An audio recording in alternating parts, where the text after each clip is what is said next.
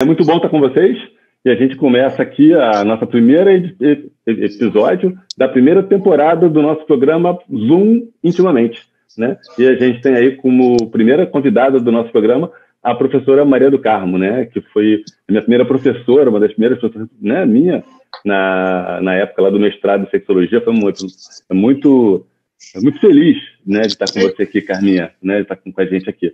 E o nosso programa, o Zoom Intimamente, ele é um programa que tem por objetivo trazer pessoas de renome, né, para poder trocar com o nosso grupo de estudos sobre assuntos pertinentes do grupo de estudos, né? O nosso grupo de estudos tem 3 anos que ele existe e a gente trabalha a sexualidade associando com terapia cognitiva.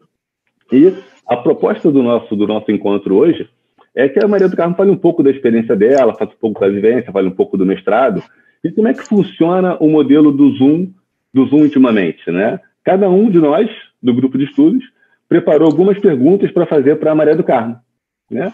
Então, a gente começa fazendo as perguntas, mais ou menos conforme as coisas forem acontecendo, a gente vai perguntando, e nós temos algumas perguntas que nós, antes do encontro, a gente se reuniu, conversamos, e falou, olha, é interessante a gente perguntar sobre isso, sobre aquilo outro e tal. E aí nós bolamos mais ou menos as perguntas, e são essas perguntas que a gente vai fazer agora para a Maria do Carmo, né? Bem, queria poder apresentar um pouquinho para vocês quem é a professora Maria do Carmo, né?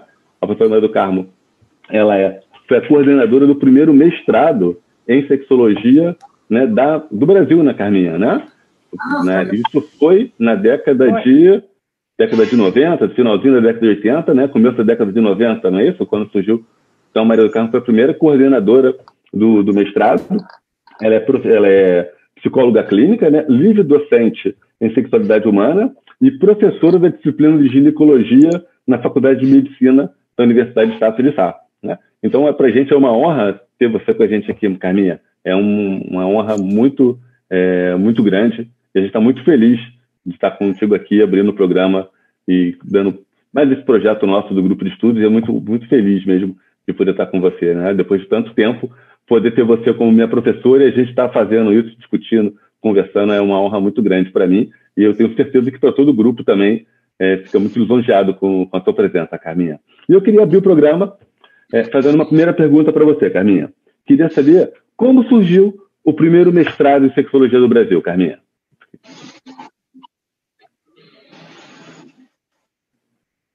Alô, Carminha? Convite que vocês me fizeram. Né? Muito bom estar com vocês. Estão ouvindo, não? Estamos ouvindo. Ou estão me ouvindo? Estamos ouvindo. Caiu? Está um pouquinho com delay, mas tá te ouvindo. Apareceu aqui conexão fraca. Uhum. Ok. Bom, então, muito obrigado, Antônio, e todo o grupo, né? É um prazer estar com vocês. Vamos sentar, né? Conversar um pouquinho sobre o que vocês gostariam de saber, né? Em relação a essa montagem do mestrado, que é a sua primeira pergunta, né, Antônio? Oi? Nada, amor. Tira a imagem.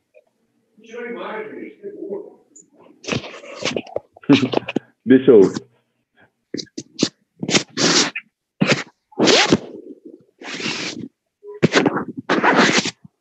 Atrapalhei o negócio todinho aqui dela. Pô.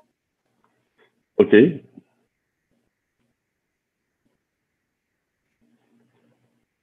Intermitente.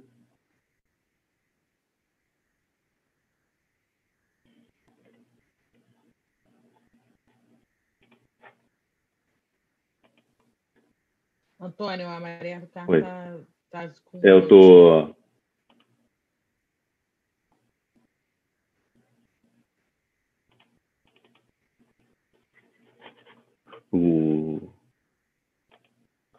Pedir para ativar o som.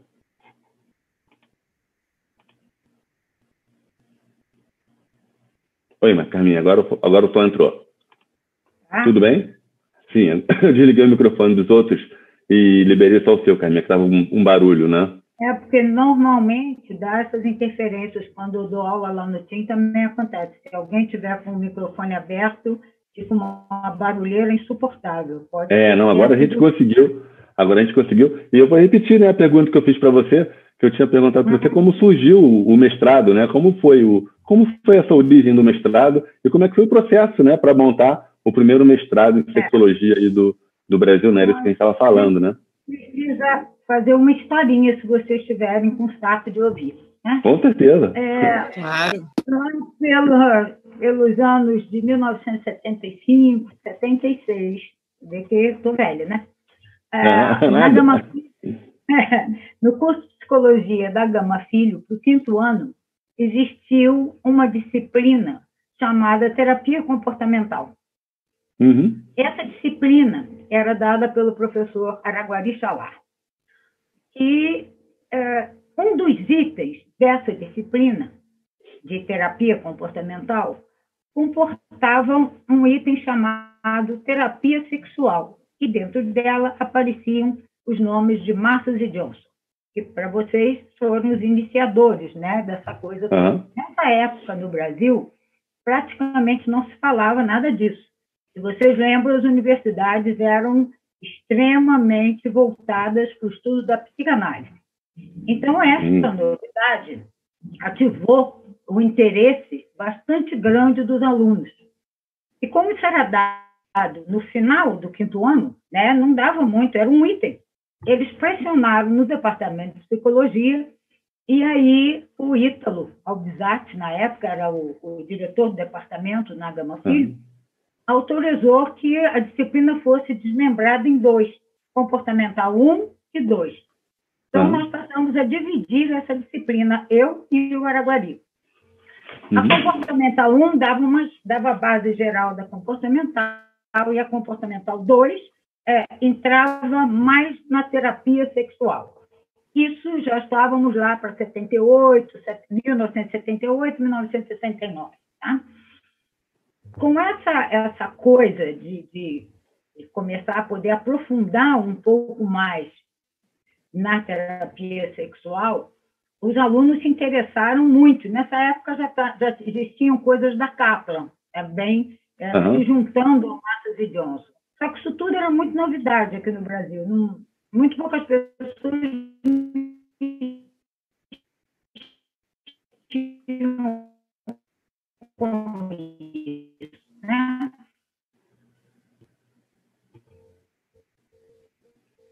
E isso fez muito sucesso entre os alunos.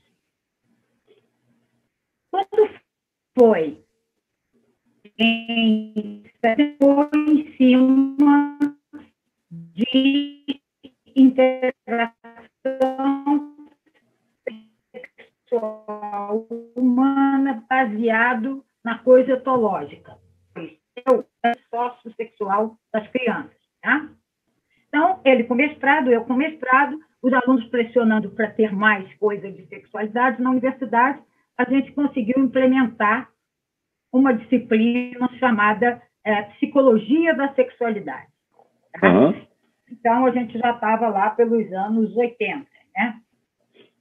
Nessa época, a gente também já tinha um grupinho de estágio de terapia comportamental no Centro de Psicologia Aplicada, lá na Gama Filho, e eu e a Maria Luísa Macedo montamos também um grupo de estágio no hospital, que hoje é o Hospital da Piedade, na época se chamava Hospital Paulina da Gama Filho e era próprio da universidade. Então, nós montamos um trabalho lá de estágio com um grupo de psicólogos. Tá?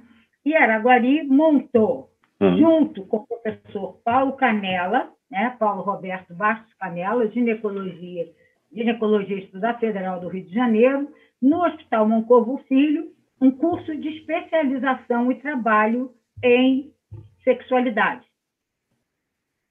Tá? Então, cada um montou o seu cantinho num hospital distinto, associando a psicologia à medicina. O pessoal da ginecologia era bem mais interessado na coisa da sexualidade e se ligava à psicologia do que o pessoal da urologia, tá?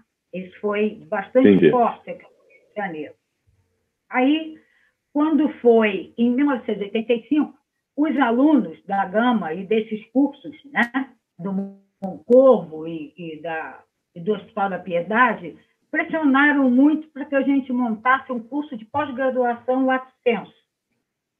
E aí, eu, que ainda estava na Gama Filho, Araguari tinha saído, montei um projeto e foi aprovado pelo ensino e pesquisa da universidade. E assim, em 86, a gente teve o primeiro curso de pós-graduação lato sensu na Gama Filho. Esse dele,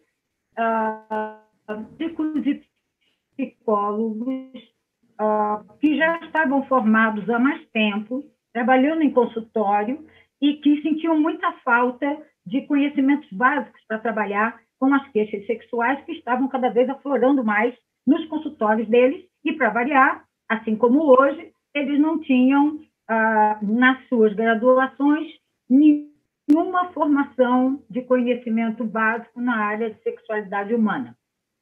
Tá? E hoje continua a mesma porcaria. A maioria das universidades não introduz nas suas graduações nada de conhecimento básico sobre sexualidade humana. Tá? Então, assim foi feito esse curso de pós-graduação. O Araguari, que não tinha sossego, resolveu que ia fazer doutorado. E aí ele foi para o Getúlio Vargas e foi para o doutorado da Fundação. Quando ele chegou lá, os professores eram os mesmos do mestrado e as temáticas que ele estudasse eram as mesmas que ele tinha feito no mestrado. Porque os professores, nessa época, quem era da Federal, era da Fundação, era da Gama Filho, ficava nesse troca-troca, era todo mundo a mesma coisa. Aí ele ficou de saco cheio, disse, não é nada disso que eu quero aprofundar na sexologia, e arrumou um bendito doutorado em São Francisco, né, nos Estados Unidos, e foi para lá tentar fazer um doutorado meio que sanduíche. Ele tinha lá aulas presenciais e uma parte dos trabalhos ele fazia aqui e mandava para lá. Nessa época não tinha essa facilidade dessa troca de computador como a gente tem hoje, né? E ele fez lá esse negócio e, em 1992, ele terminou o doutorado dele e, justamente, esse doutorado, a tese de doutoramento foi a montagem de um curso de pós-graduação stricto sensu para educadores e pessoal de saúde aqui no Brasil. E, em 1992, eu defendi também a livre docência na Gama Filho de sexualidade da mulher e um direito ao prazer. Tá? Então, eu já tinha o livre docência, ele era o único que tinha doutorado em sexualidade humana, né? O meu, o do Canela, o do Serapião, o do Jean, na época, eram mestrados nas suas áreas básicas, tá? Porque não existia mestrado em sexualidade humana aqui. Então, a minha livre docência, por isso eu fiz livre docência, foi na área de sexualidade vinculado à psicologia, tá? Entendi. Bom, com essas titulações, a gente tinha um grupo que era muito interessado em sexualidade na época. E esse grupo, então, com isso, organizou-se um projeto de mestrado. Tínhamos um grupo de umas 8 a 10 pessoas muito interessadas na área, que já tinham uma série de trabalhos nas suas áreas básicas, e o Conselho de Ensino e Pesquisa da Gama aceitou, mandou para o reitor enviou para a CAPES em 1993. Infelizmente, 93. Pouco antes da gente ir para a CAPES, o doutor Jean-Claude Naum, que era um desses idealizadores também, faleceu. Mas o projeto foi assim mesmo e teve continuidade. Em 1994, a CAPES permitiu a abertura do mestrado e nós começamos esse curso em fevereiro de 1994. Tá? Dele fizeram parte, inicialmente, 8 professores, todos eles médicos ou psicólogos, com doutorado nas suas áreas básicas. E a Araguari, que coordenava o curso, com doutorado, e se estruturou dessa maneira. Fizeram parte desse grupo, além do Araguari de mim, inicial, né? O Paulo Canela, ginecologista, a Maria Luísa Macedo, psicóloga, o Pedro Jurber, biólogo, né? A Maria Luísa Santana, psicóloga, com uma coisa centrada em metodologia da pesquisa, né? A professora Helena Teodoro, na área de didática, que era obrigatório termos uma professora de didática, mas também com doutorado, e se estruturou dessa maneira, e Jorge José Serapião, médico também, que fez parte desse grupo inicial. Bom, aí teve início o mestrado de sexologia. Aí você me disse que ia ter uma segunda pergunta desse mestrado, mas eu acho que vale a pena eu dizer como ele era organizado agora. Sim, com certeza, Carmen. Com certeza. Bom, ele tinha, então, um nível básico, tá? E esse nível básico era exatamente a nossa antiga pós-graduação, tá? Que se chamava nível básico. Nela existiam disciplinas como psicologia da sexualidade, medicina sexual, história crítica da sexualidade, sexologia comparada, desenvolvimento da criança e adolescente,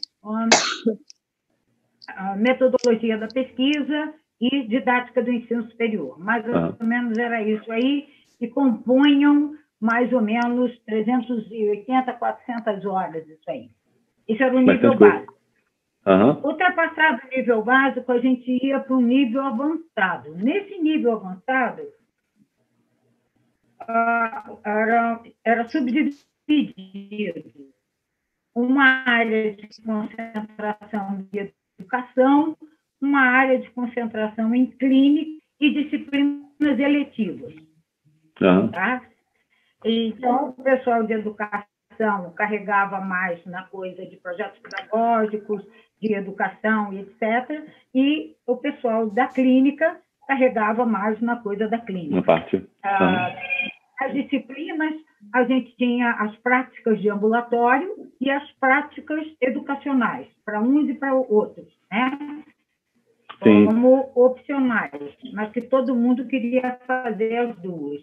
Era a clínica, né? Queriam, era Carminha, agora a gente tem uma outra pergunta. Essa era a estrutura básica do mestrado, tá? Uma pergunta que a gente está conversando aqui, que a Sabrina, que faz parte do nosso grupo de estudos, né, formada também lá em terapia cognitiva sexual com a gente, ela tem uma pergunta para fazer para você, né, e que segue mais ou menos um pouco do que você está conversando, né, Sabrina? É isso aí. Obrigada, Carminha, por participar do nosso grupo, do nosso projeto. E a próxima pergunta que a gente quer saber é quais foram as dificuldades encontradas para se manter um curso com essas características e se hoje em dia seria possível ter um curso desse. Bom, as dificuldades começaram, como eu acabei de começar a dizer, né? Antes do curso, ir para CAPES, faleceu o Dr. Jean-Claude Naum. Aí começamos o curso no início de 1994, e em novembro desse mesmo ano, o professor Araguari faleceu, e foi um baque absurdo para todos nós, porque ele coordenava o curso, porque todos nós éramos um grupo muito unido, todos nós trabalhávamos juntos, né? E o vínculo de todos era muito forte. E com a não presença do Araguari, o grupo ficou desfalcado e sobrecarregava todo mundo. Com isso, a gente, então, nessa época, agregou ao grupo a professora Marise Jurber, que tinha uma formação ampla em psicologia social na Federal do Rio de Janeiro, e o professor Márcio Ruiz Esquiavo, que vinha com toda a contribuição de planejamento familiar, de muitas coisas, em iniciação de novelas e coisas por aí afora. Que é uma honra, né, ter o Márcio aqui com a gente, né? Tá no grupo, né? O Márcio tem que ter um programa só para ele, né, Carminha? Logo, é um prazer estar com a gente aqui. O Márcio aqui com a gente, um prazer enorme. Tá presente. Obrigada, Márcio. Muito obrigada pela participação. Um prazer muito grande. está muito longeado. Então, os dois foram agregados ao nosso grupo inicial e continuamos essa coisa por aí. Aí vocês me perguntaram os problemas. O primeiro foi esse, né? Mas o segundo era a gente estar justamente inserido numa universidade particular. É mesmo? E a gente começou a perceber, após as primeiras avaliações, porque todos tinham tido já também contato com mestrados em federais, né? Tanto Canela, quanto Marise, quanto eu no Moncorvo, a gente observava que a análise que eles faziam da gente era com um binóculo de lentes extremamente fortes, mas a análise que eles faziam nas federais era um binóculo virado ao contrário, entendeu? Que é para ficar bem distante e não enxergarem nada. E esse foi o nosso primeiro problema. O segundo problema que nós vimos é que, por sermos uma universidade particular, a gente precisava matricular os alunos assim que eles entravam no curso. Porque, por ser universidade particular, a gente tinha que os alunos pagavam mensalidade. Então, eles precisavam estar inseridos no contexto. Com isso, o tempo deles no mestrado começava realmente a contar quando eles se matriculavam. E a gente percebia que nas federais o pessoal costuma estar matricula praticamente quando o projeto está pronto. Entendi. O que faz isso? Que o tempo desse aluno seja visto de um outro foco e ninguém perde prazo. Tá? Não fica tão apertado como a gente tinha, no nosso caso lá, essa coisa extremamente apertada de não dar tempo de que os alunos realmente conseguissem, né, terminar suas teses, e alguns perdiam prazos. Bom, acho que vocês perguntaram se seria possível. Eu sei que hoje o grupo do mestrado da Carmita Ábido, em São Paulo, vinculado à medicina dentro da Universidade de São Paulo. E tem um outro grupo vinculado a coisas de educação sexual lá em Campinas, também numa universidade pública. O que acontece? Por serem universidades públicas, os professores podem ser de mais de um departamento. Então, você tem de professores espalhados pelo campus, com disciplinas eletivas que você assiste num lado, no outro, e fica mais fácil de conseguirem levar isso. Mas um é em medicina e o outro é em educação, né? São os dois que eu conheço que subsistem aqui no Brasil. Né? São esses dois mestrados. E, Carminha, pegando esse gancho do mestrado e da questão também lá do... Mas, por exemplo, pegando esse gancho que você está falando do mestrado, a gente tem aqui uma pergunta importante que a Márcia quer fazer, né? Que fala um pouco mais ou menos sobre essa coisa da formação, né, Márcia? Você tem que ligar seu microfone, Márcia. Testando. Isso, testando, só. Né? Então, a Márcia, já aproveitei a Márcia. Desliga o áudio do outro aparelho. Você está com 2 aparelhos ligados. Peraí, calma. Pronto, Márcia. Estão me ouvindo bem? Um só é muito pouco, né, Márcia? Agora... Oi? Um só não dá, né? Você estava com os 2, né? Não, é porque eu infelizmente tive um problema no áudio do computador e eu queria ver todo mundo junto, daí eu agora associei os 2, mas estão me ouvindo bem? Não, estamos te ouvindo bem, Márcia. Eu que não estou ouvindo bem vocês, espera aí. Você está me ouvindo? Um pouquinho, muito baixinho. Oi? A gente está aproveitando o gancho do mestrado, que a Carminha falou que tinha 2 mestrados, né? Um mais ligado à área de educação, um mais à área clínica, né? Aí a gente quer aproveitar esse gancho aí e fazer o gancho, pegar o gancho para a pergunta que você falou que gostaria de fazer para a Carminha.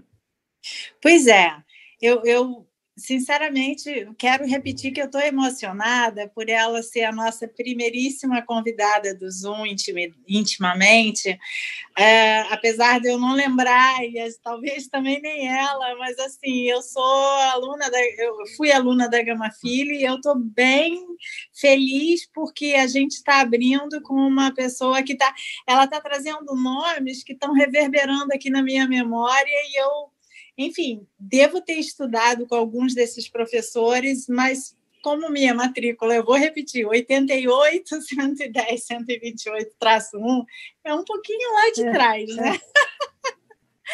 Mas eu até anotei aqui, você falou, em 85 eu botei ali, 92 eu falei, bom, eu estava ali naquele meio.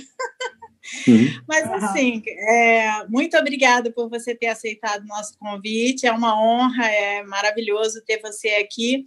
E a minha pergunta não deixa de ser simples, mas ela tem muita importância para quem principalmente começa aqui com a gente, né? Perguntar o que você considera importante na formação de um terapeuta sexual. Simples, okay. Simples assim. Deixa eu colocar uma coisa que eu acho bastante importante na pergunta que vocês tinham feito das dificuldades do mestrado. Quando teve aí o Congresso Mundial aqui no Brasil, tem uns 3 ou 4 anos que essa coisa aconteceu lá em Porto Alegre, tinham me pedido para falar coisas sobre esse tipo. E uma coisa, eu fiz uma pesquisa do que existia de curso de sexualidade humana nas diferentes universidades do Brasil. Na graduação, tá? De psicologia, medicina e enfermagem e educação. E o que eu encontrei foi uma miserabilidade de cursos. Tá? Muito poucos cursos, e normalmente, quando existia essa disciplina, era sempre como disciplina eletiva nas graduações, não disciplina obrigatória.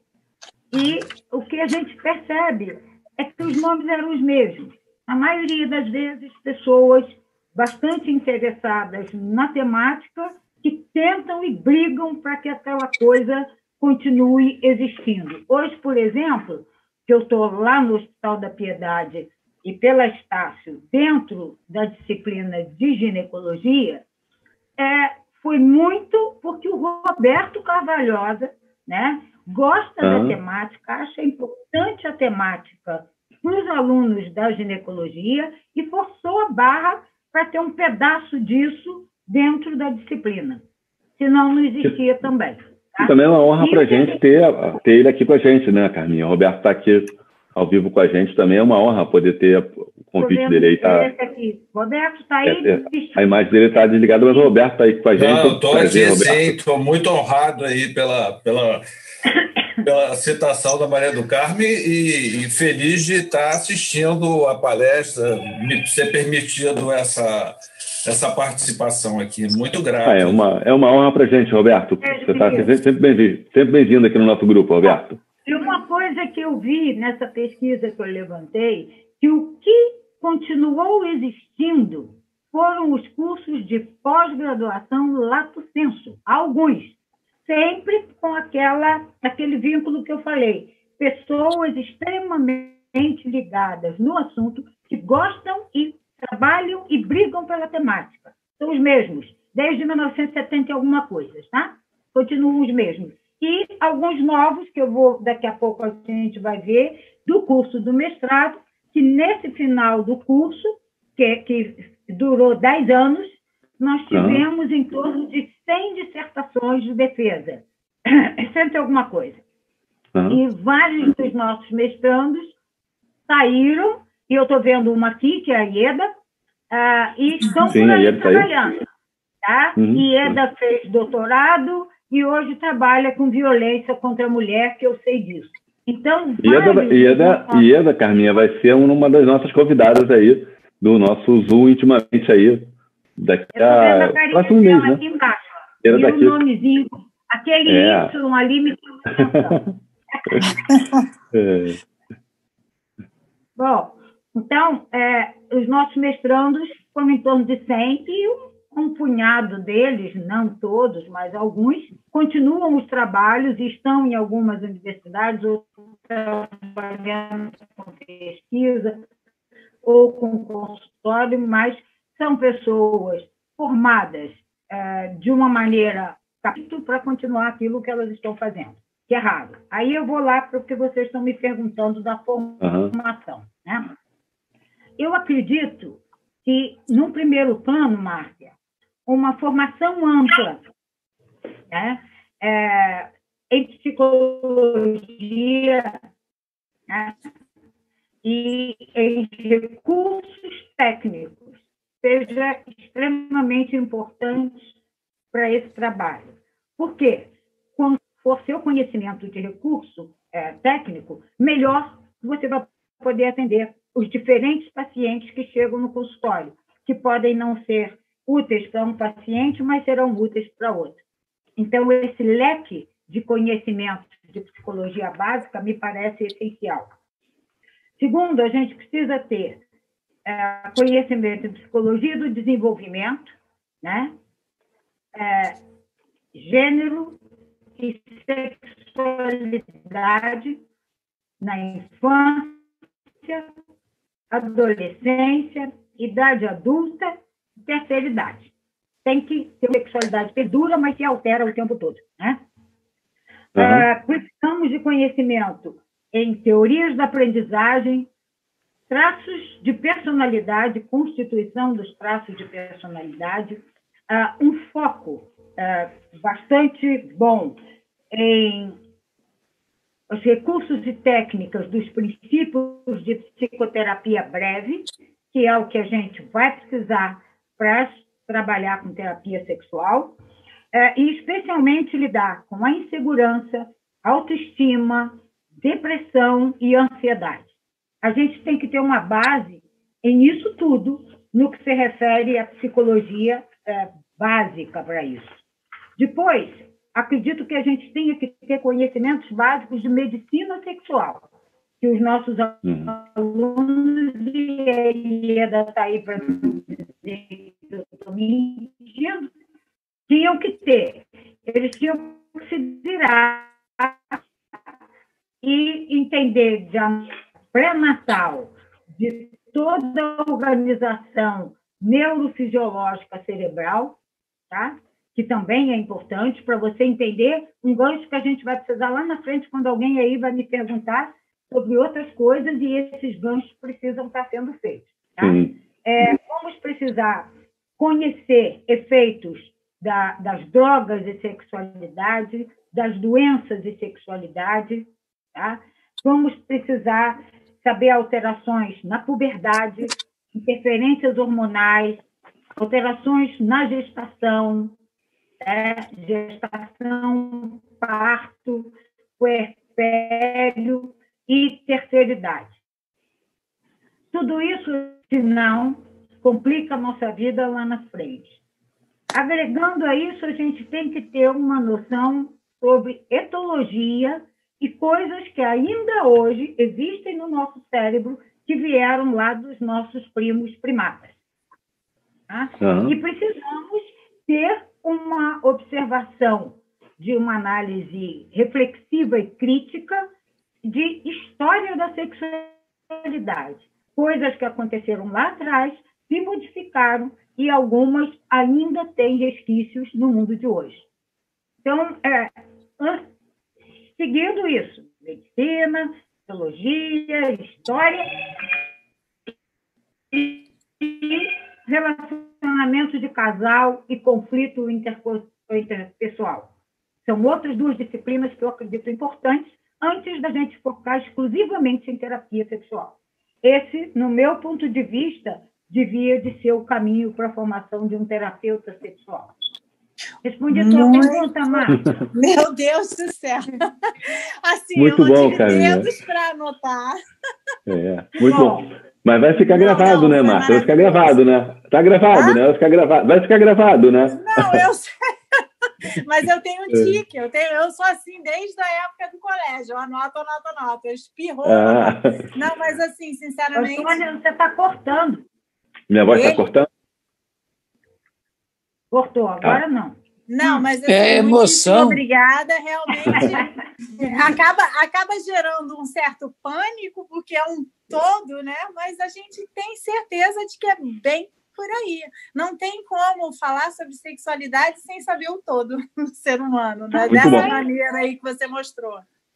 Carminha, pegando um gancho dessa questão da formação, a Bruna agora tem uma outra pergunta para fazer para você também, né? Que é uma pergunta que tem muito a ver com essa questão nossa, né, com relação a trabalhar com sexualidade, né? Aqui. Qual seria? Bruna, fica à vontade, pode fazer a pergunta para Carminha. Então, uma das questões que surgiram também, quando a gente estava formulando as perguntas, quais as principais dificuldades que você percebe para falar sobre sexualidade no Brasil? E se em algum momento dessa sua trajetória profissional, se você já sofreu censura?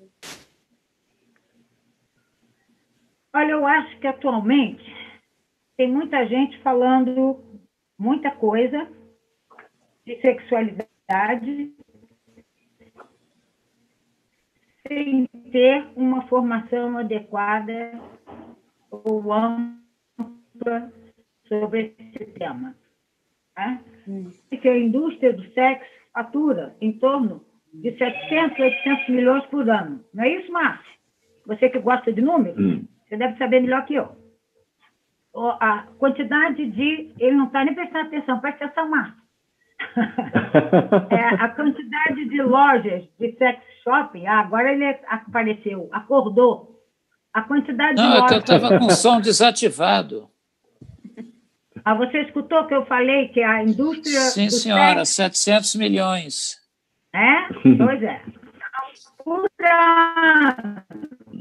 ano. Quem fatura isso na clínica? Ninguém. Ninguém, né? Então, o número de lojas da sex shop, eu sei isso porque num determinado que eu fiz aqui no Rio, eu convidei uma senhora de sex shop que gerenciava essas coisas, e ela entregava para umas 500 lojas no país. Tá? E o que ela colocou é que, anteriormente, os homens frequentavam as sex shopping, né? Mas que dos anos 90 e poucos, 2000 para cá, as mulheres passaram a ser as frequentadoras de sex shopping. E, com isso, as lojas até mudaram seu layout, ficaram mais clean, né? E, além dos falos, apareceram os brinquedinhos eróticos. Aí, estimuladores clitóris com florzinha, com ursinhos, coisa mais feminina, né? E isso fatura e esse povo fala, né? Além disso, a gente vê curso de tudo. Curso de dança do ventre, curso de massagem erótica, curso de massagem terapêutica para provocação masculina, curso de sensualidade. Todo mundo fala sobre essas coisas, tântrico, blá, blá, blá, coisa nenhuma, mas está aí falando. Bom, um monte de DVD que a gente tem erótico vendendo muito bem, obrigado. Agora, quando você vai para organizar um curso, fazer um projeto, organizar itens, formar uma equipe, preparar a equipe, ver para que público você vai trabalhar, né? Quais são os principais recursos didáticos e tecnológicos que você vai poder ter para trabalhar com aquele grupo, o custo disso tudo, a disponibilidade de horário, aí não tem. Né? E começa pelas universidades, que raramente oferecem esse tipo de formação ainda hoje. Né? Então, acho que a dificuldade é da seriedade do trabalho, porque o blá, blá, blá, blá acontece com muita facilidade. Aí você me perguntou... Você já tinha sofrido censura. Eu sofro censura, né? Isso. Censura, não. Eu acho que não. A vida inteira desde que eu comecei a trabalhar com isso, lá pelos anos 70 e pouco, o que acontecia, os próprios colegas professores. Vai, Fafala, vai Maria do Carmo com esse bando de livro de sacanagem embaixo do braço. Né? Nada macio. E no tal, né, no Moncorvo, muitas vezes a brincadeira de Maria do Carmo com esse bando de viado, com esse bando de gente com problema sexual, lá vai ela com essa trupe atrás dela. Então, esse tipo de deboche, se a gente considera essa pândega, como o Márcio gosta de dizer, uma crítica ou uma censura, eu não acho. Eu pouco me lixava para eles e continuava a minha vida, entendeu? Mas isso foi o que aconteceu. Mas censura, não. Descaso, sim. Entendi. Pouca importância para com os cursos, pouca importância para com os ambulatórios, sim. Tá? E não sou só eu. Eu e o povo todo que trabalha com esse tipo de coisa. Isso sim. Carminha, pegando também um outro gancho, né, dessa questão que você está falando aí, dessa coisa da crítica, das pessoas falarem disso como sendo uma brincadeira, não entender a importância disso, né? Eu acho que a Cristina tem uma pergunta bem pertinente, né, com relação a isso que você falou ainda há pouco, né, Cristina? Né? Pois é. Cristina vai falar um pouquinho para a gente, né, Cristina? Diga, moça. Eu acho que isso tem muita coisa, você vai falando, é uma delícia ficar te ouvindo, e eu acho que quando a gente foi se caminhando agora, para a gente entender qual é a importância realmente se seria importante a educação sexual nas escolas, e como se daria isso, né? E que tipo de conteúdos seriam ministrados?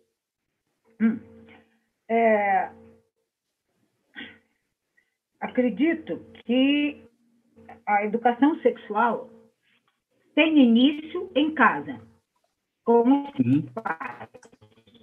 Queiram eles ou não, são os primeiros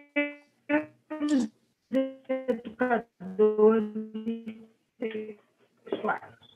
É um homem que tem um pênis e um comportamento específico do homem. Se relacionam e as crianças, por aprendizagem de observação, sim, por identificação, tá? Por afetividade, é o que é a mulher. Isso, para mim, é o início da educação sexual. Os pais não têm como objetivo estarem ensinando nada disso. Não é uma educação formal, mas é uma educação vivencial. E por ser vivencial, onde você vai ter afeto e vai ter valores e crenças, essa educação começa aí. Bom, mas muitas vezes esses pais não têm tempo, né, de sentar para esclarecer uma coisa para um filho. Por vezes esses pais não se sentem à vontade de conversar com os seus filhos sobre educação sexual, sobre qualquer coisa de sexualidade. E outros não têm conhecimentos básicos, não conseguem ter um conhecimento satisfatório para lidar com esse assunto. Então, aí entra a escola. O papel da escola é extremamente importante de conhecimentos em relação às curiosidades das crianças e dos adolescentes nas diferentes fases de desenvolvimento dessa criança. O que precisa é que o profissional que vai trabalhar tenha uma formação adequada e um conhecimento capacitado para lidar com esse assunto e que não passe para essas crianças ou adolescentes verdades que são próprias a ele, porque os conteúdos de sexualidade humana não são únicos, são extremamente variados, com códigos de valores completamente distintos nas diferentes famílias, em função de códigos morais, em função de religião, em função de classe social e econômica, e esse professor será um esclarecedor dos conteúdos racionais, tá? Sem passar para essas crianças as crenças que são próprias a ele. Porque o que eu penso de sexualidade é um problema meu. Eu não posso passar isso para os meus clientes. A maneira como o meu cliente vê a sexualidade dele, ou o meu aluno vê, essa é dele. Eu posso esclarecer alguma percepção errônea, um esclarecimento a mais que uma pessoa precise, mas verdades em relação à moral é uma coisa de cada um. E de cada família. Não sei se eu respondi ao que alguém estava me perguntando. Agora, a solução, você queria também, é Márcia, não foi? Que perguntou isso? Ou foi a Bruna? Foi. Qual a pergunta, Caminha? Não, a Márcia não foi a Márcia. Quem perguntou esse negócio? Eu esqueci. Está cortando. Está picotando, Caminha. Qual foi a pergunta? Alguém? Já voltou? Tá, estamos te ouvindo. Alguém tinha perguntado também a evolução dessa coisa da educação sexual. Nos anos 80 e poucos, estão ouvindo? Estamos te ouvindo. Começou uma onda bastante grande de aumento de gravidez na adolescência e apareceu a seguir o DST-AIDS. Em função desses dois problemas graves que ainda existem hoje, houve uma movimentação e algumas escolas, especialmente as escolas particulares, começaram a fazer algumas palestras de educação dentro dos seus grupos de estudo. Isso nos 80 e poucos, 90. Aí, quando foi em mais ou menos, acho que 92, 94, o governo começou a estruturar uma coisa que eles chamaram de parâmetros curriculares nacionais. Eles, inclusive, mandaram umas perguntas lá para o mestrado para a gente opinar e palpitar. Nós até mandamos para o mestrado. Em 1997, uma coleção de livrinhos chamadas Os Parâmetros Curriculares Nacionais. Esses parâmetros, eles se subdividiam de 1ª a 4ª série e de 5ª a 8ª. Tá? De 1ª a 4ª, as coisas iam entrar, as disciplinas que eles chamaram de transversais, onde estava inserida a sexualidade, conjugal, orientação sexual. Essas coisas compunham esse contexto que eles chamaram de transversais, temas transversais. Essas coisas, né, esses conceitos, eles entrariam dentro das disciplinas básicas. Então, você era professor de português e, numa chancezinha, enfiava alguma coisa de variação cultural ou enfiava alguma coisa de ética na aula de português. O de biologia, o de história, enfiava alguma coisa de sexualidade humana. Isso era a coisa transversal. O assunto viria junto com as disciplinas básicas, da 1ª à 4ª série, tá? Para as crianças menores. E que existisse uma hora-aula, inclusa ou na grade de horário ou fora da grade de horário, onde os alunos de 5ª a 8ª poderiam ter oportunidade de discutir e refletir com um professor sobre as temáticas mais vinculadas à puberdade, a primeira relação, masturbação, hétero e homossexualidade, todas essas coisas compunham, né, DST, AIDS, gravidez na adolescência. Isso eram as temáticas de 5ª a 8ª. Oi? Né? Essas eram as temáticas de 5ª a 8ª. Tá? Isso era a história dos parâmetros curriculares nacionais. Só que isso era para ser dado pelos professores. E a gente sabe perfeitamente que professor é a categoria menor paga, menos preparado e mais sobrecarregada. Então, isso simplesmente passou a ser mais uma atribuição na vida deles. Mais alguma coisa que eles iam precisar dar conta, e observamos, na época, que suporte para essas pessoas, suporte para esses professores foram muito poucos. E esqueceram também que o país é um monstro, né? É um continente com uma diversidade cultural, econômica e social absurda, onde você tem escolas melhor montadas e tem escolas que não têm absolutamente nada. E aí você inventa que os coitados dos professores têm uma formação adequada em ter que dar conta dessa coisa, o que não foi fácil. Imagino. Né? Carminha, pegando aí desse gancho aí de educação sexual, né, e a gente tem um tema que ronda muito essa história aí de aprendizado, educação. Eu acho que o Joaquim pode fazer uma pergunta para você que talvez tenha um link com essa questão da educação sexual, né? Não sei se a gente pode fazer um link com isso, né, Joaquim?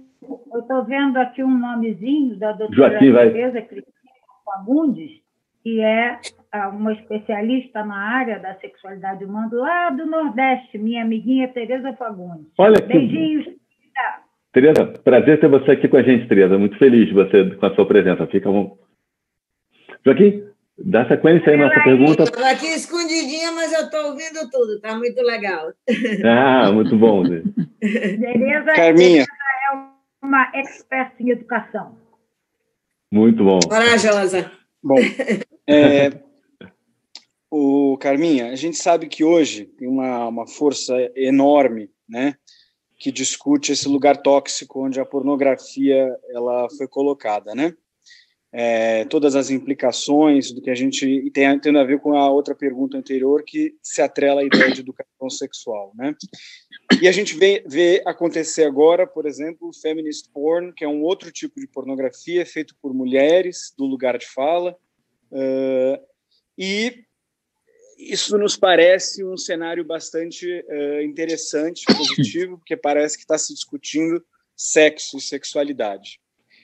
Só que a gente também sabe que tem uma força enorme essa pornografia tóxica, né? Uma massificação, né? Uma capacidade de disseminação na casa das pessoas e na mente das pessoas, né? Então, na sua opinião, eu queria saber como é que você acha que é a melhor maneira de trabalhar a crença das pessoas, uma vez que a pornografia essa tóxica, se colocou numa espécie de oráculo da sexualidade, afetando tanto os homens e as mulheres. Pornografia tóxica, vamos lá. Eu acho que nós aqui, como profissionais da área, vamos precisar fazer uma reflexão crítica sobre conteúdo antes da gente entrar diretamente nisso. A gente sabe que desde o mundo antigo, do mundo clássico, né, as questões de moralidade variaram bastante e, de uma certa forma, elas variavam em função de obediência a Deus, depois de obediência ao rei, depois obediência aos poderosos sociais da época, e mais adiante a gente entrou para o tal do mundo do individualismo, que é o nosso, né? E nesse mundo do individualismo tem os nossos desejos e os conceitos morais do outro lado. A pressão que vai existir entre os desejos e os conceitos morais vai levar a gente àquilo que a gente chama de reflexão crítica psicológica, né? Essa reflexão crítica sobre o conteúdo da moral, se a gente olhar lá para trás, né, para a história, nós vamos ver que mortes rituais, assassinatos de mulheres, desvirginamento de mulheres pelo senhor feudal antes dela ir para o casamento com o seu parceiro, fazia parte de rotinas absurdas da época. Raptos, escravidão, tudo isso fez parte de rotinas da época. Estupro, violação de virgens, isso aconteceu no mundo antigo, no mundo medieval e em várias tribos. Tá? Posso, perdão. Isso perdão. não é pornográfico. Perdão. É porque você já ouviu falar no tal do filme que está atual, 260, tem um número, e que fala justamente de um milionário que rapta uma mulher para um castelo e que 365 dias, eu acho, uma coisa 365. Assim. Isso. 365. Só queria cortar para falar isso, porque você falando isso me lembrou. Eu não sei, cortou muito sua fala, viu, Márcia? Mas entendi que é um filme, mas não, eu não entendi. Posso tentar repetir. É porque com a sua fala me lembrou de um filme que eu ouvi atualmente falar sobre 365 dias, eu acho que é isso, que é um milionário que rapta uma mulher e que leva ela para um castelo. É um mafioso. Sei lá, eu realmente não vi o filme, mas assim, as críticas que eu li foram terríveis, sobre violência mesmo sexual, e aí meio que romantizam a coisa. Desculpa eu ter cortado. Nada, Márcia. Então, o que a gente observa é que, com tudo isso que eu estava falando, é que já era pornográfico também, né? Lá atrás. A gente tem a virgindade, que foi muito importante até 1960, mais ou menos, e depois, hoje a gente olha uma moça virgem com 20 e poucos anos, 25, 26, como? Né? Deve ter algum problema na vida, porque como ainda pode estar virgem? Então, as coisas revertem. É muito louco. Quer dizer, os valores da sexualidade, a gente tem que ter uma certeza de que eles são biopsicossociais. Então, uma coisa que, num determinado momento, como jogos sexuais, que hoje fazem parte do arsenal terapêutico, né? De que a gente coloca que a mulher precisa desses jogos sexuais iniciais, né? De sexo oral, de manipulação mútua, hoje faz parte do arsenal terapêutico lá atrás, até mais ou menos 1900, tá? Doença mental. O próprio orgasmo feminino era classificado como doença mental. Então, essas coisas vão e vêm e se modificam. Por quê? Tanto a extrema repressão em relação à sexualidade vai causar problemas, como o absurdo de exigência de que as pessoas precisam exercer uma sexualidade ampla, sem limites, né? Sem intimidade pública. Ela causa problema do mesmo jeito. Porque você obriga as pessoas a serem dentro de uma forma que não necessariamente é o que elas são. A gente viu isso com a ejaculação descontrolada, Antônio. Quando na década de 60, 50, o cara que tivesse uma ejaculação rápida era visto como um machão. Rapidamente, ele penetrava e ejaculava. Isso era muito bem visto, era masculinidade. Quando chegou no final da década de 70, isso aí virou uma disfunção. O homem tem que ter uma ejaculação controlada. Por quê? Para que ele possa dar prazer para a parceira. Tá? Então, você vê que determinadas coisas mudam completamente de conceito dependendo da ideologia de época.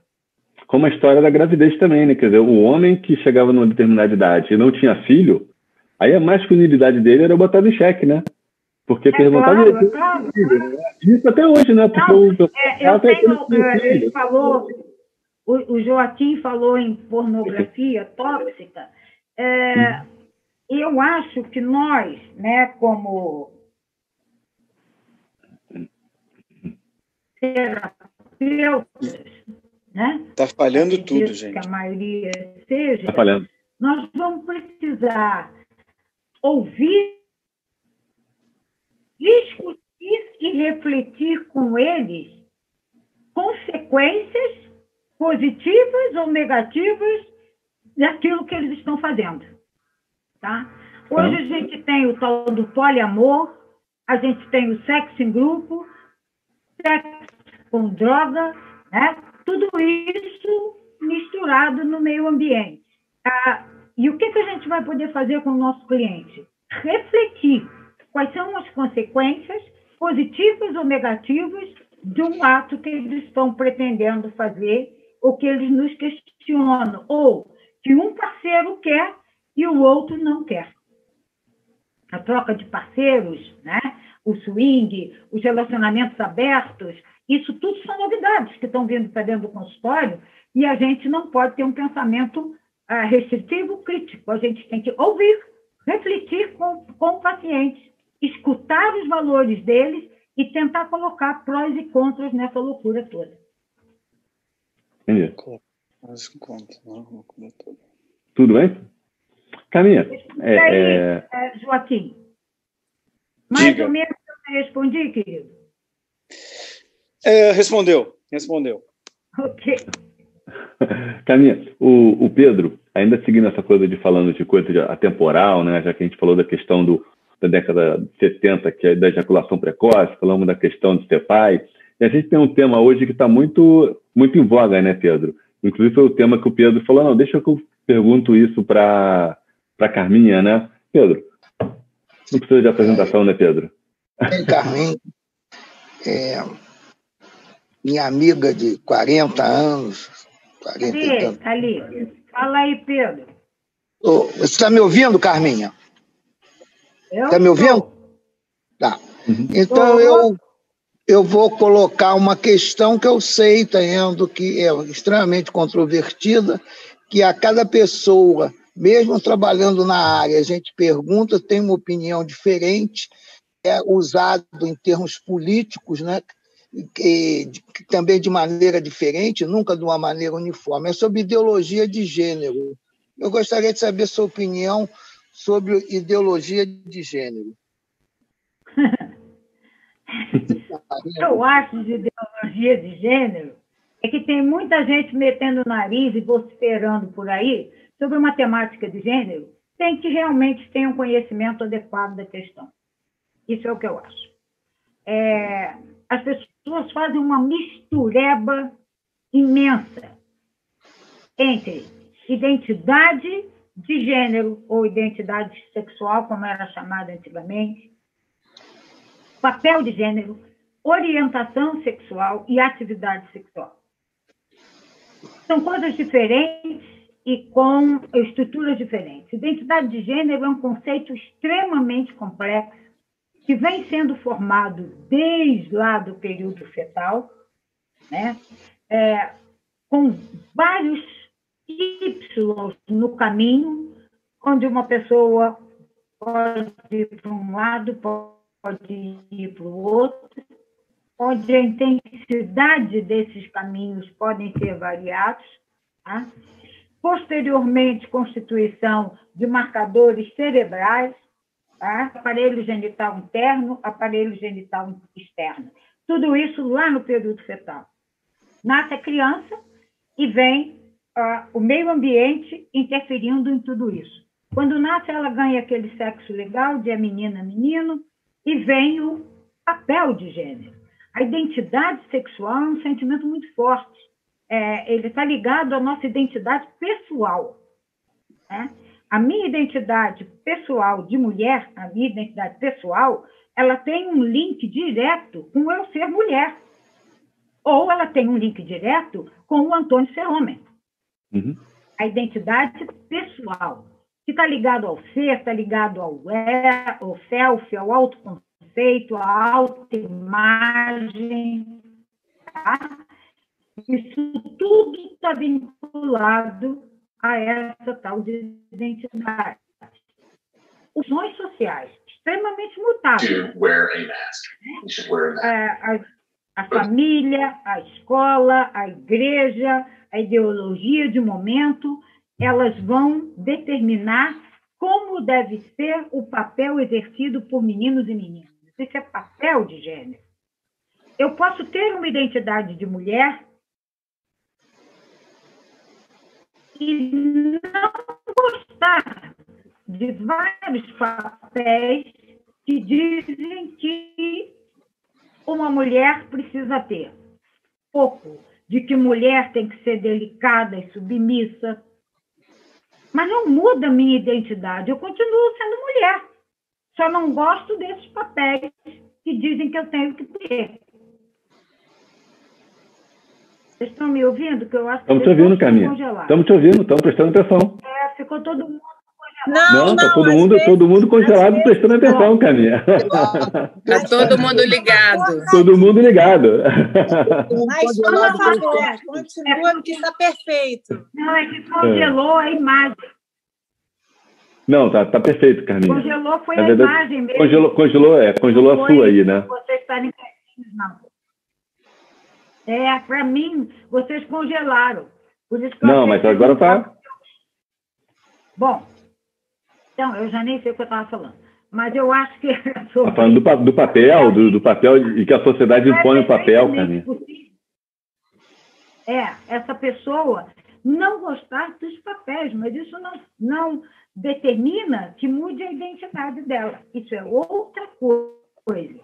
Você pode também ter conflitos de identidade. Tá? Pessoas que são, tipo, meninas extremamente dinâmicas, agressivas na infância, feias, entre aspas, tá? Consideradas feias pelo grupo social e discriminadas. E que alguém fala, você, constantemente, você nem parece uma menina, você é um moleque, parece um menino. Então, você vai fortalecendo na cabeça dessa criança um conflito entre o que ela é e o que ela percebe e que o mundo está dizendo dela. Isso são conflitos de identidade. Diferente de inversão de identidade, que é o que a gente vê na transexualidade. E imaginar como algumas pessoas, às vezes, saem falando por aí. Isso tudo é muito simples, é como se você estivesse tomando café, é para quem nunca trabalhou com essa gente. Nós tivemos um projeto de gênero e transgenicalização no Moncorvo Filho desde 1999 até 2005. Em 99, a gente ainda trabalhava exclusivamente com os intersexos orgânicos, que são as pessoas com roctância, as pessoas testículo feminilizante, com deficiência de 5-alfa-redutase, tá? Com hipospádia, que são pessoas que têm determinados problemas na sua constituição, ou genética, ou gonádica, né? E interferem na sua formação genital e em algumas em constituições cerebrais. Por exemplo, esse povo do 5-alfa-redutase, a gente tem que esperar para ver se essa identidade vai para o masculino ou vai para o feminino, porque alguns vão para o masculino e alguns vão para o feminino. Então, são constituições extremamente sérias. Fingir que essas coisas são normais e estão aí no dia a dia, não estão, não. São exceções à regra, e essas pessoas normalmente sofrem muito. Só quem trabalhou com elas sabe que tanto elas quanto os transexuais sofrem muito durante todo o seu processo de infância, adolescência, e continuam sofrendo quando eles vão para o tratamento para que eles consigam reorganizar a sua estética física com a sua estética cerebral. Tá? Então, brincar com isso, banalizar isso, eu acho extremamente sério e me irrita profundamente, porque quem trabalhou com essas pessoas sabe que não é fácil, e não é não. Os profissionais que pretendem trabalhar com transexuais, homossexuais afeminados, em dúvida, afeminados, eles existem, eles estão aí. E isso gera um conflito muito grande, eles não conseguem se entender. E a gente tem que ajudá-los. Né? Os travestis, outra categoria que mistura na cabeça deles também. E quando o mundo valoriza o transexual e desvaloriza o travesti fica em dúvida, será que eu não sou trans também? Como a gente tinha, às vezes, no corpo. Então, são uma série de circunstâncias que de bonitinhas não tem nada, e são pessoas distintas, com problemas distintos como qualquer um de nós. Né? E pessoas que sofrem. E que o profissional que vai trabalhar com esse tipo de assunto tem que ter uma formação adequada, porque senão não consegue trabalhar e vai fazer besteira. Depois que uma pessoa transexual tem uma cirurgia de reversão da sua anatomia externa e interna, não tem volta. Então, você fazer um diagnóstico diferencial mal feito ou errado, ou apressado, você só vai prejudicar e muito esse paciente. Então, é isso que me irrita muito nessas... como é que é? Superficialidade com que, muitas vezes, o construto de identidade sexual tem sido tratado. Por isso que o Pedro brinca comigo, porque ele sabe que essa coisa me enche no meu saco. Caminha, talvez porque eu trabalhei muito tempo com indígenas. Caminha, quando a gente... de novo, quando a gente volta nessa história, né, da importância da história, a gente vai vendo como é que algumas coisas vão mudando, né, no decorrer da história, até por essa interferência desse construto biológico, né, que a gente chama de zeitgeist, né, e a interferência disso, né. E aí a gente estava conversando um pouco sobre isso, sobre essa história, de como é que essa história interfere, e aí a Maristela, que também está no grupo a gente aqui, é psicóloga, formada em terapia cognitiva comportamental, né, e fez o curso lá com a gente também, e a professora do curso lá também, ela pensou em uma pergunta para você, mais ou menos nessa questão da contemporaneidade, né? Siga, Maristela, a palavra é sua, Maristela. Isso, Antônio. Eu quero agradecer a Carminha, né, pelo conhecimento que ela está aqui para a gente. É muito bom poder ouvi-la, né? Está sendo muito importante. E aí você falou em sofrimento, né, Carminha? O sofrimento dos transexuais. E aí a gente pensou lá no grupo sobre o sofrimento dos casais, né? Com as demandas que chegam ao consultório, como os tabus que eles trazem, as insatisfações pela rotina sexual, a falta de desejo, nos relacionamentos longos, mas nas últimas décadas também a questão da tecnologia interferindo nos relacionamentos, a dificuldade da assertividade também, no dizer, né, o que eu gosto, o que eu não gosto. Então, todas essas questões elas estão permitindo, né, o atendimento dos casais. E aí, pensando, né, na sua história como terapeuta sexual, né, a gente queria saber, ao longo desse tempo, quais são as principais mudanças, no teu modo de ver, em as queixas sexuais que os casais trazem hoje. Me ouviu? Alô? Ouviu, Carminha? Ouviu?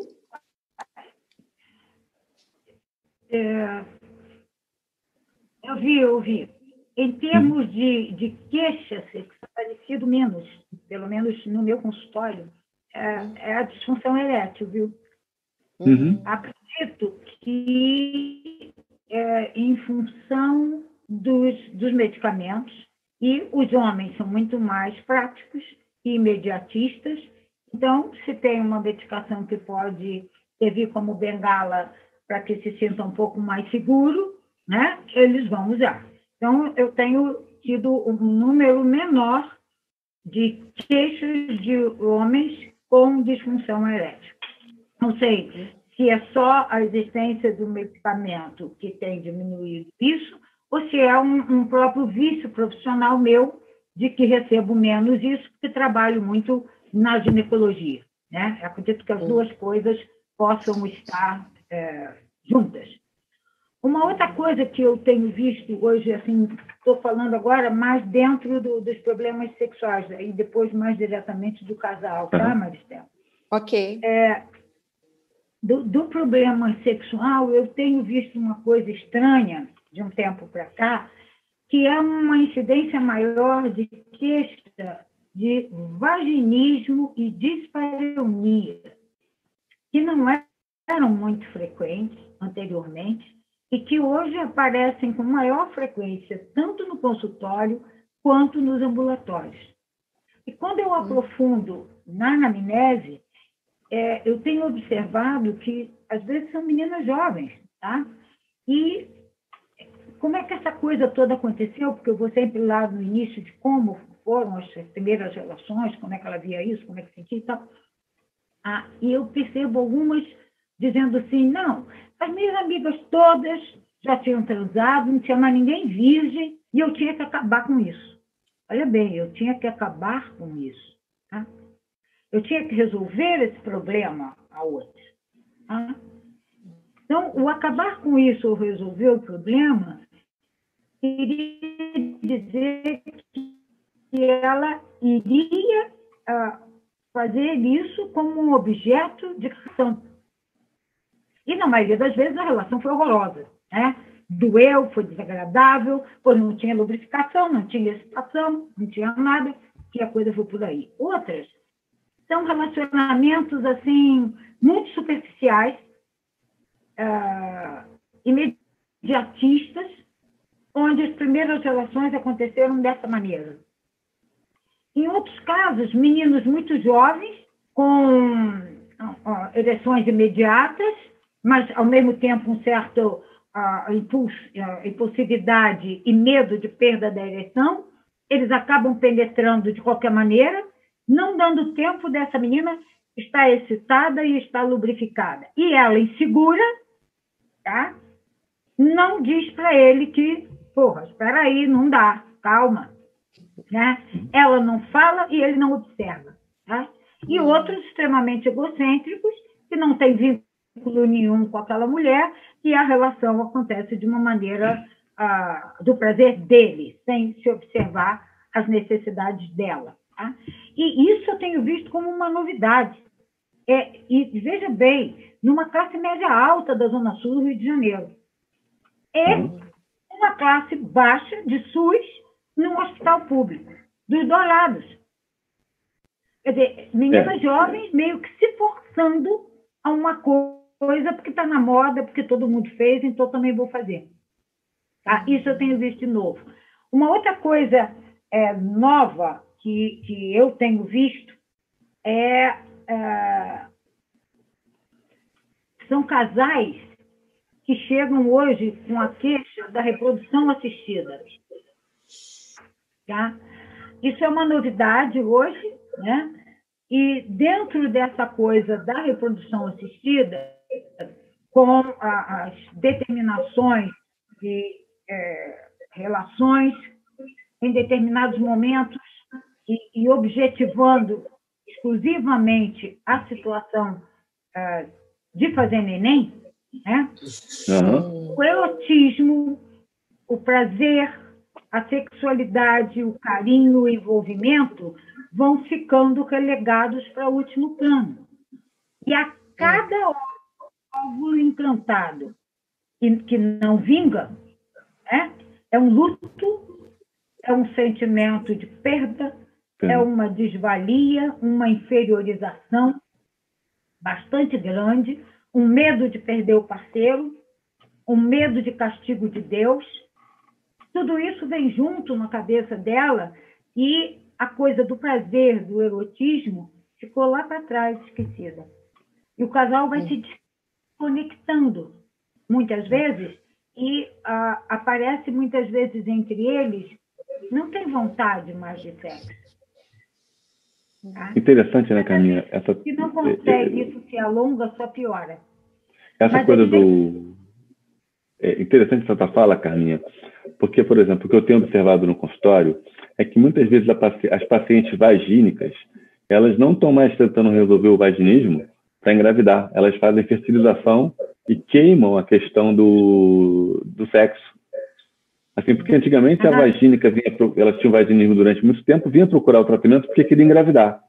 Então, você tem uma mulher vagínica com 30 anos, ela vinha procurar o tratamento porque queria engravidar. Hoje, ela pula o tratamento e vai fazer filho. É impressionante. Há pouco tempo eu tive uma paciente no consultório com vaginismo e que ela falou, não, Antônio, eu não vou fazer FIV. Resolvi meu problema. E foi fazer uma fertilização e não resolveu o vaginismo. E agora, as queixas de inibição de desejo e anorgasmia, elas continuam como as primeiras coisas que aparecem do lado feminino, né? Mas muitas vezes elas estão associadas a relacionamentos, Maristela, extremamente desgastados ou relações desagradáveis, onde a mulher se submete àquilo, tá? E não é o que ela deseja. Ela se submete muitas vezes, especialmente nessa classe social de SUS, em busca de carinho e afeto. E ela fala às vezes para a gente, não, doutora, se não tiver sexo, eu não ganho nunca carinho ou afeto. Tá? Então, ela não tem desejo, ela não tem vontade, ela vai em busca de ganhar um pouco de aconchego, um pouco de carinho. Então, você vê, às vezes, relacionamentos horríveis, desgastados, homens que chegam em casa com cheiro de vida e querem transar, isso muito comum na nossa população de SUS, né? E que ela não tem a menor vontade, onde ela se submete a esse tipo de coisa. Então, isso continua existindo na clínica de uma maneira como já existiu lá atrás e continua hoje, apesar de todo o avanço em termos de submissão ainda, o medo, a insegurança, o medo do abandono, não é só na população carente, não.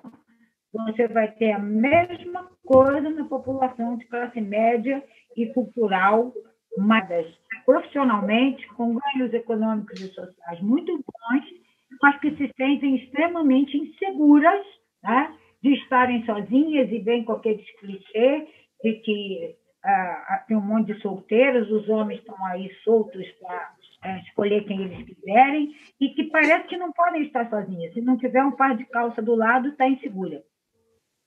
Impressionante, né, cara? Agora, Caminha, a gente vai fazer a nossa última pergunta aí que a Sheila vai fazer para você. É uma pergunta muito interessante que a gente sempre tenta pensar um pouco mais no futuro, né? Eu acho que a pergunta da Sheila vai mais ou menos por esse caminho, né? Um dia a gente espera poder ter toda essa vivência que você tem, né? E Sheila, por favor. A Sheila aqui em cima, Carminha. Diga lá, Sheila. Aqui estou eu. Carminha, primeiro assim, dizer que... Sheila com C, né? Sou Sheila com C, viu? Achei que o Antônio tinha errado. Errado, né? Você estava procurando, não, é isso mesmo, tá certo. Sheila com C. É Sheila com C. Primeiro, eu queria te agradecer, eu acho que em nome do grupo, e todo mundo já fez esse agradecimento, mas eu quero agradecer de novo. Todas as vezes que eu vejo você, né, já participou do nosso grupo, para mim é uma honra, porque dá vontade de ficar te olhando e te ouvindo, porque é muito conhecimento aí para poder distribuir para a gente, né? E você vem com essa delicadeza, trazendo tanto de conhecimento e informação. Muito obrigada mesmo por você estar aqui. É uma honra para a gente abrir o nosso projeto junto a você, né? Seguindo isso tudo... imagina. Seguindo tudo isso que você falou e agora terminando com as questões, né, das queixas no consultório e de como abordar e tratar essas queixas, o que eu e o grupo pensamos em futuro da terapia cognitiva, né, da terapia sexual, mas principalmente eu queria agora, até depois dessa tua última fala, que você abordasse um pouquinho a importância da terapia sexual, né? Como essa terapia sexual, de certa forma, pode ajudar essas mulheres, esses homens, esses casais, né? Não só no futuro, mas como é o nosso papel, né? Que somos pessoas que trabalham com sexualidade, como vai ficar a terapia sexual e qual a importância da terapia sexual. Eu acho que eu quis incluir um pouquinho aqui a importância, porque eu acho que fecha bem com essa sua fala, assim, que as queixas vêm aparecendo, queixas que antes não víamos. Concordo com você, a queixa do vaginismo vem aumentando e muito, né? E queria ver um pouquinho da tua visão, e já agradecendo novamente, né? Eu acho que aquilo que eu falei, quer dizer, tanto o desejo quanto o orgasmo feminino, quanto as dificuldades masculinas, a necessidade de uma ereção imediata, a necessidade do controle ejaculatório, elas continuam muito fortes, tanto na cabeça feminina, ou do seu lado, e a cabeça masculina pelo outro. Então, isso eu acho que continua existindo, né? De uma forma constante no consultório. Só que nos casais se misturam outras coisas. A gente estava falando da reprodução assistida. Mas com aquilo que eu falei lá no início do tal história biopsicossocial, a gente tem visto hoje mulheres mais jovens, né, adiar esse momento de gestar lá para os 30 e tantos anos. Sim. Porque tem que acabar a faculdade, tem que fazer pós-graduação, tem que conseguir um emprego razoável, tem que ganhar algum dinheiro legal antes de gestar. Então, vai se empurrando essa gestação lá para trás. E o que a gente tem visto? Aumento maior de inseminação artificial, né? Ou reprodução assistida, que é o que eu estava falando anteriormente. E aí os desesperos aos 38 anos, e aí eu ainda não tenho um parceiro, o que eu faço? Congelo ovos, não congelo ovos, né? Vou trepar com qualquer um e inventar um filho, mas não quero ser mãe solteira. São novos conflitos que estão associados a toda essa brincadeira de mudança de paradigma da mulher trabalhando fora, ou da necessidade da mulher trabalhar e de outros sonhos de realização na vida da mulher que não faziam parte lá atrás, mas que estão hoje. E eles geram problema. Eles geram discussão de casal, eles geram insatisfação e eles geram disfunção. Tá? Uma coisa que a gente vê também associada aos casais e aos problemas de convívio conjugal e sexual é a situação do trabalho feminino. Né? Hoje, mulheres e homens se dedicam a trabalho, família, né? Vida de casal e vida sexual. Né? Conjugal e sexual. Como eu digo para eles, a administração do condomínio, que é a casa, e a vida sexual do casal. E o que a gente vê? Uma dedicação grande à estrutura profissional, porque o mercado de trabalho está exigindo cada vez mais de todo mundo, tá? E essas exigências ocorrem em momentos diferentes para cada um do par. Em determinados momentos, o homem está sobrecarregado com um dos parceiros, com o seu trabalho, né? E o outro está mais livre no trabalho. Quem está sobrecarregado, muitas vezes, sente que o outro não está dando a importância e a atenção que ele precisaria, ou ela precisaria. Tá? E nisso se sente inferiorizado, se sente pouco valorizado, magoado do outro. Tá? E o outro trabalho. Isso não é igual para os casais. Então, muitas vezes, esse desencontro vai gerar conflito, distanciamento e dificuldades sexuais. Os casais hoje, que também acontece, um mora no Rio de Janeiro, o outro mora em São Paulo, ou mora no Rio, trabalha em São Paulo, ou em outro estado qualquer, esses, então, é uma loucura. Se o outro fica fora a semana inteira, tá? Quando chega, quer carinho, quer afeto, quer aconchego, quer sexo. O que está em casa está dentro da rotina, quer continuar a sua rotina. Tá? E se sente, aí quem chegou, se sente pouco valorizado, se sente pouco acolhido. Tá? E lá vem novos conflitos de casais. Então, é aquilo que eu estava falando. Essas alterações no meio social e psicológico, elas acarretam novos conflitos nos casais. Da mesma maneira, no momento em que vamos botar uma criança no meio de nós. Vamos ter um filho. Mas não é momento. No momento não posso. Está tendo uma promoção de trabalho, eu posso subir de posto. Não posso engravidar agora. Sim. Aí o outro acha, mas esse não era nosso plano inicial. Mas agora o meu momento está sendo de dedicação para o trabalho. Aí o outro fica pau da vida. Além disso, como administrar esse novo ser que chegou? Vai para a creche? Não vai para a creche?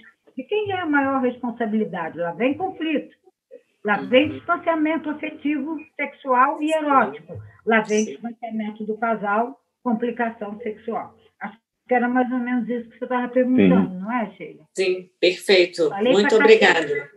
Carminha, a gente ficava aqui a noite toda com você, mas daqui a pouco o pessoal tem que dormir, né? É quinta-feira, dia de trabalho amanhã. Né? A gente queria agradecer. Oi? A gente queria agradecer. 11h30, passou muito rápido. Né? Passou muito rápido, muito rápido. A gente queria agradecer aí né, você, Carminha, é muito, muito bom estar aqui com você. E queria saber se mais alguém quer fazer alguma pergunta com a Carminha para a gente poder fechar aqui o nosso evento. Se tem, né, se a Jaqueline gosta de fazer, se a Ieda está aqui de prazer, né? Vamos lá! Eita! Eu pensei, deixa eu primeiro. Como foi para você? Foi bom para você? Foi bom para você, Carminha. Foi bom para você. Né? Carminha, eu estava ouvindo você falar, assim, apaixonei, né, pelo seu conhecimento, pela sua maneira tão natural, né, de falar de um assunto tão importante, desde a educação, da história da sexualidade. E quando você falou dos casais, o que eu observo hoje, eu não sei se você concorda, que é essa batalha, né? Parece que é uma guerra, inclusive no sexo.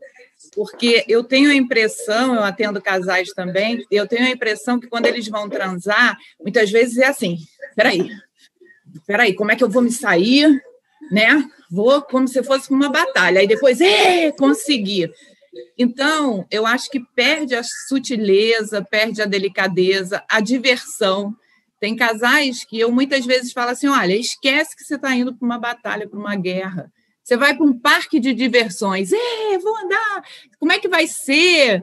Vou na roda gigante, sei lá, né? Como é que vai ser? Cada vez é de uma forma. Então, eu não sei se isso é uma visão minha, mas eu observo isso direto, que os casais muitas vezes têm conflitos sexuais porque é como se eles estivessem competindo ou numa necessidade muito grande de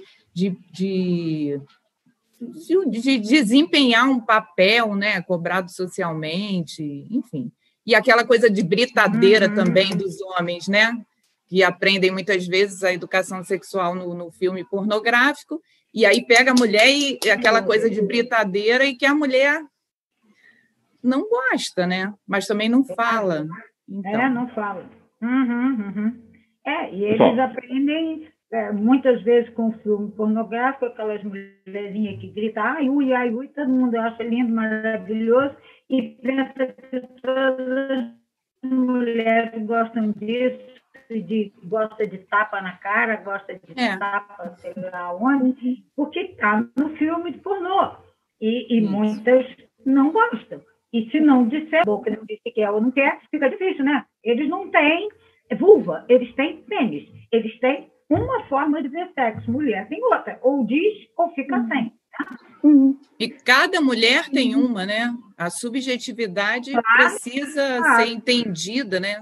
Ser respeitada. Agora, essas disputas de poder, né, que você estava referindo aí, que parece que é disputa de poder, às vezes que existem no cotidiano, quem está ganhando de um jeito desconta na vida sexual ou ao contrário, né?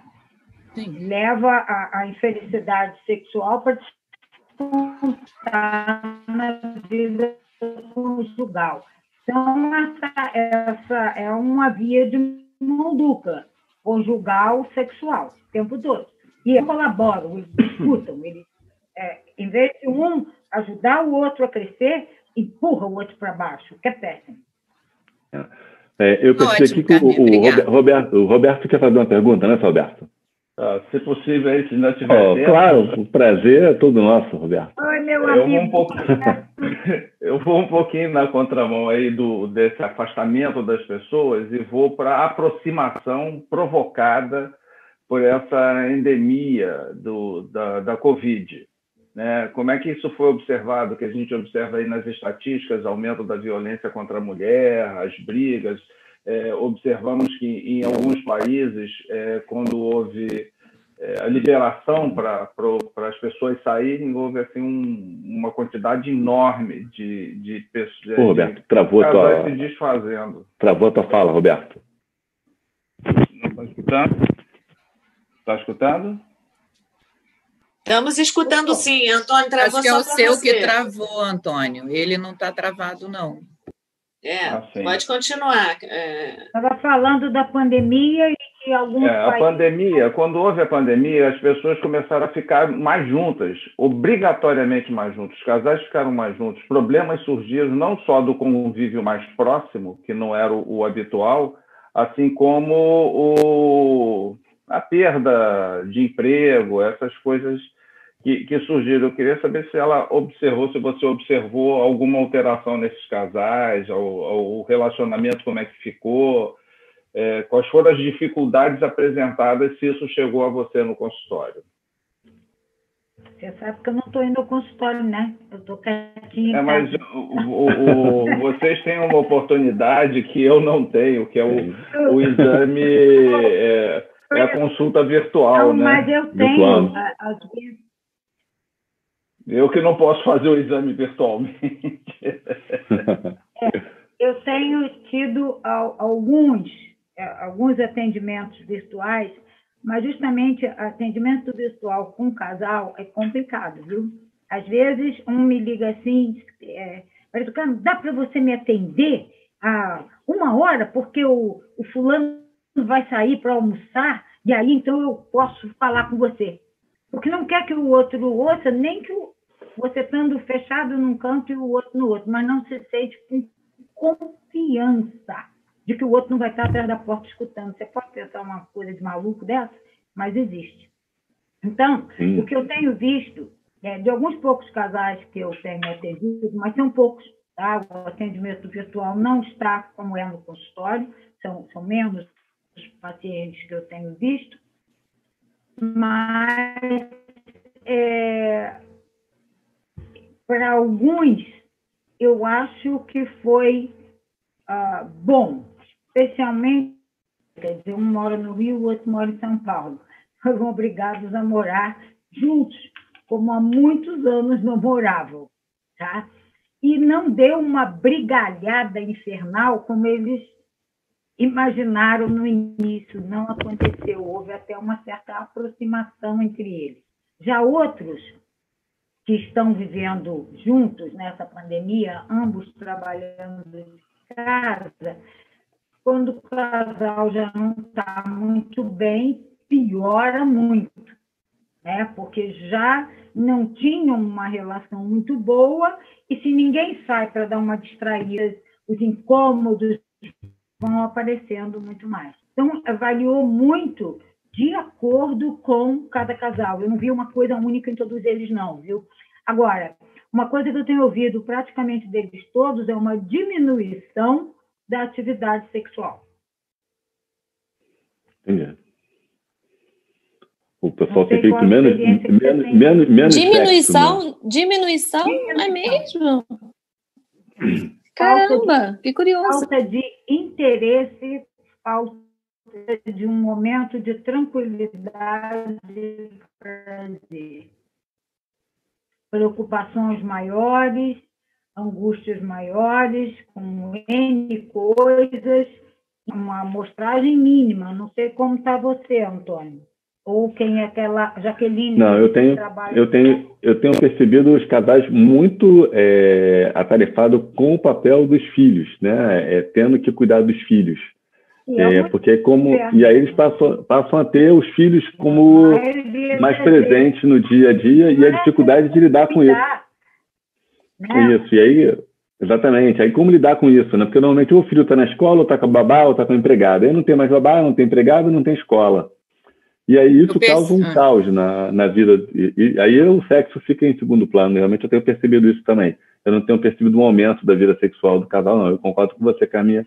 O que eu observo na minha prática de consultório é exatamente uma diminuição.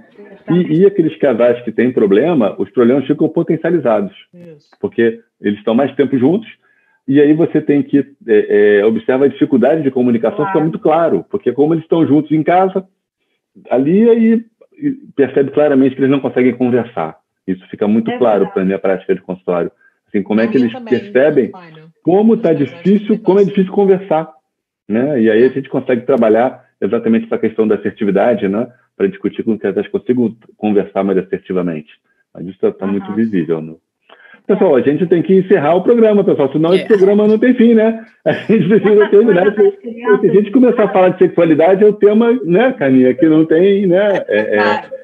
Não tem fim, né? Esse tema a gente vai ficar aqui a madrugada. Que pena. Foi tão bom. Do seu filho no computador. Esse tem sido um outro problema. Um outro problema, né? Não, e a questão também do... Divisão de tarefas também. Ele gostaria de estar jogando agora, né? Divisão de tarefas também entre o casal. Uma questão que fica muito clara também é essa questão do papel do homem e do papel da mulher, né? Então, a paciente estava falando assim, o meu marido bateu eu estava numa reunião de trabalho, meu marido bateu na porta para perguntar para mim onde era a toalha. E eu fiquei muito possessa, porque ele não entendeu que eu estou trabalhando. Eu não imagino o contrário. Eu não imagino eu batendo na porta dele para perguntar onde está alguma coisa. Como é que ele pode ir bater na minha porta numa reunião que eu estou para perguntar onde está a toalha? Quer dizer... Mas então, o ela legal é ele aprender onde fica a toalha, né? Que é uma coisa bem básica. Eu acho que é mais do que isso, né, Márcia? Eu acho que é legal ele aprender que ela está trabalhando e que ele tem que respeitar o direito de trabalho dela, né? É a questão do espaço, né? É mais do que para isso, ver né? onde está a toalha, ele deveria saber desde o início, né?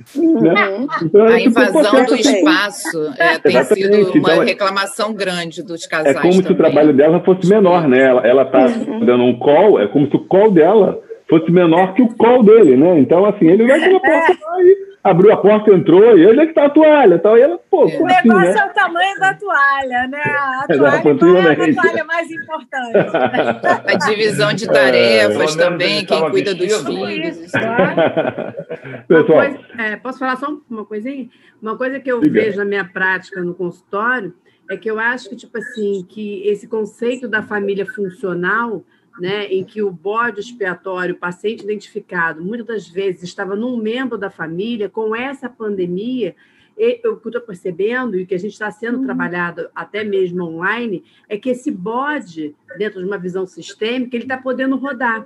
E aí a família está tendo mais tempo para perceber também aonde estão as suas dificuldades nesse movimento fusional para poder trazer essa subjetividade. Então, tem esse lado positivo que eu acho que também está acontecendo. E quando a gente trabalha isso com o paciente, traz isso à tona, eles conseguem perceber, inclusive, que a sexualidade é muito mais do que o sexo em si, que é tudo isso que eles estão fazendo juntos dentro desse momento que é extremamente complicado, doloroso e difícil, e que a família funciona justamente por quê? Porque cada um está pegando esse papel, né? E o bode está rodando, em que cada um pode ser esse membro identificado em vários momentos. Eu tenho percebido isso, né? E aí eu acho que bate muito com o que você estava falando, que, aliás, eu queria agradecer muito, foi um prazer, né? A sua fala, realmente, por mim, eu ficaria aqui a noite inteira, tá? Mas bate muito realmente com todos esses conceitos que você trouxe de forma implícita e explícita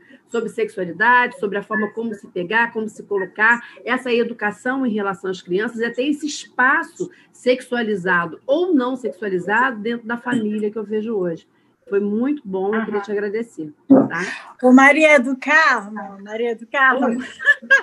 eu vou buscar nos meus arquivos da Gama Filho e saber onde e quando você me deu aula. Porque não é possível.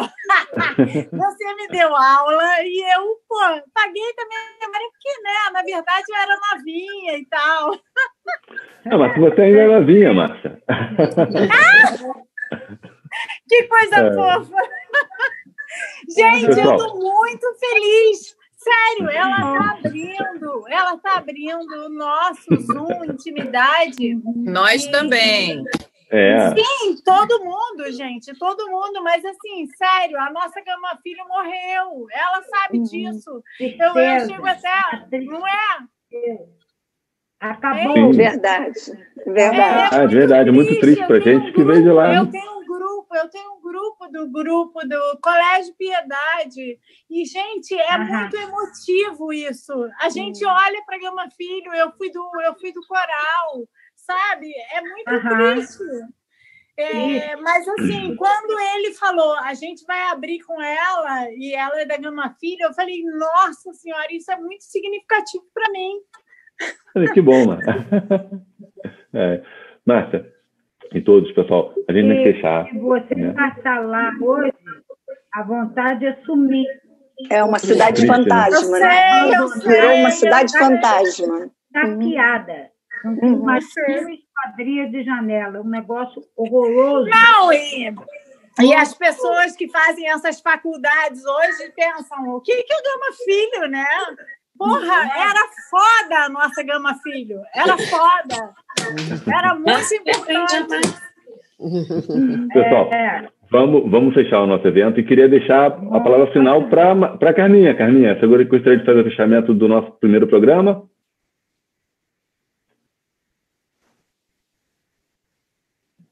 Enquanto está travado, agradecer a presença da Ieda também, que está aí com a gente. A presença da Ieda, do Roberto, né? Portanto, todos vocês aí. E vamos fechar e a gente vai encerrar a reunião.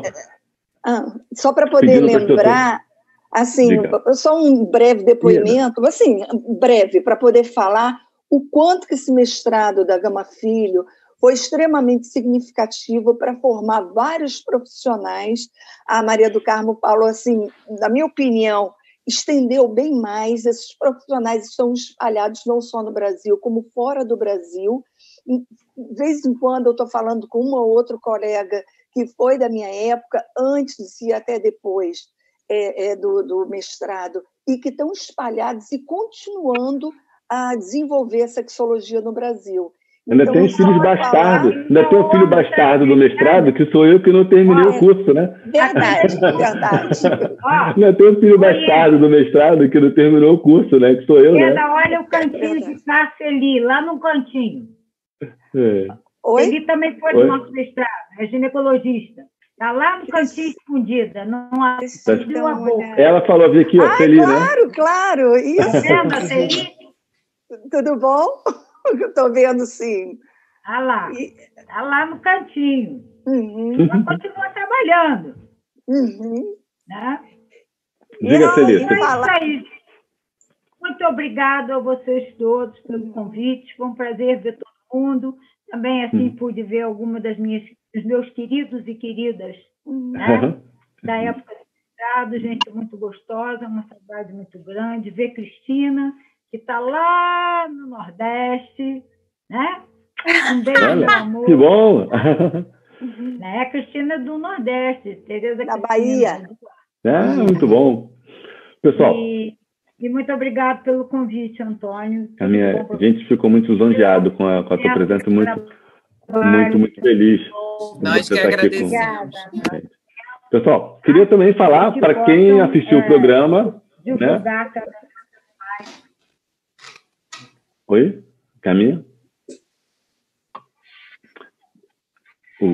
Aproveitando, então, queria poder fechar o nosso programa, pedir para quem assistiu o programa, curtir o programa, né? E divulgar o programa também, que vai estar disponível no nosso canal do YouTube, né? E divulgar para os amigos, para poder... E a gente, daqui a 15 dias, temos um outro programa, o Zoom, intimamente, vai acontecer de 15 em 15 dias, no sábado...